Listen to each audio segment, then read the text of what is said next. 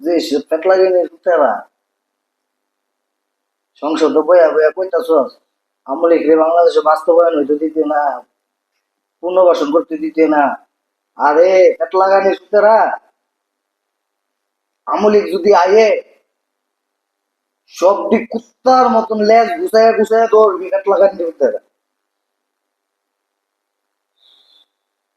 একটাও দেশও থাকতি না এই সময়। আমলিক যদি হুন দেশের ভিতরে ঢুকতেছে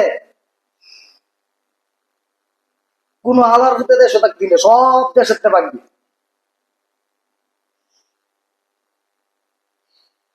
আমলে তোরে একটু রশিটা সুতাটা সাইরা দেওয়া লাগছে কি লেগা দেশের জনগণ পাবলিক বুঝার লেগা যে আমলিক যে দেশের কি ছিল, আমলিক যে দেশের কি করছে, ভালো করছে না খারাপ করছে এটা বুঝার লেগা আমলিক এখনো কোনো কথা বলতেছে না। না না, আমলিক কথা বলবো ওই সময় যে সময় যখন দেখবো দেশের জনগণের কষ্টের কোনো আর শেষ নাই, ওই সময় গিয়ে আমলিক কথা বলবো। আরে বিএনপি জামাত আমলিক ক্ষমতা আওয়ার পরের থেকে হরতাল দেওয়া শুরু করছে। আমলিক যে 2 বছর হয়েছে দেশে গেছে আজ পর্যন্ত আমলিক কোন হরতাল মিছিল এটা ডাক দিছে না। কেন? আমলিক বিশ্বাস করে জনগণ কিভাবে ভালো থাকবো, জনগণের দুর্ভোগ কইরা আমলিক কোনো কিছু হরতাল মিছিল করতে রাজি না।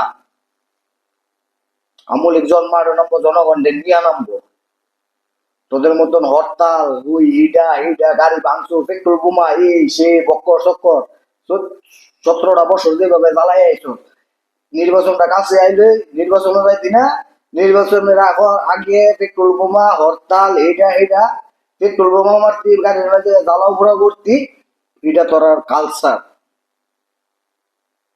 এটা আমলিগের কালচার না। আমলিগে বিশ্বাস করে গণতন্ত্র, আর তোরা বিশ্বাস করো পেট্রোল বোমা মাইরা কিভাবে সরকারি সম্পদ জনগণের সম্পদ নষ্ট করবি, হরতাল দিয়ে সেটা জনগণটা কেমনে দুর্ভোগে ফেলাইবি, জনগণটা কেমনে কষ্ট কষ্ট দিবি, এটা বিশ্বাস করছ তোরা। আমলিগ এটা বিশ্বাস করে না। আমলিগ হরতাল দিয়ে কোনো রাজনীতি বিশ্বাস করে না, হরতালের রাজনীতি বিশ্বাস করে না, জ্বালাও পোড়াও বিশ্বাস করে না।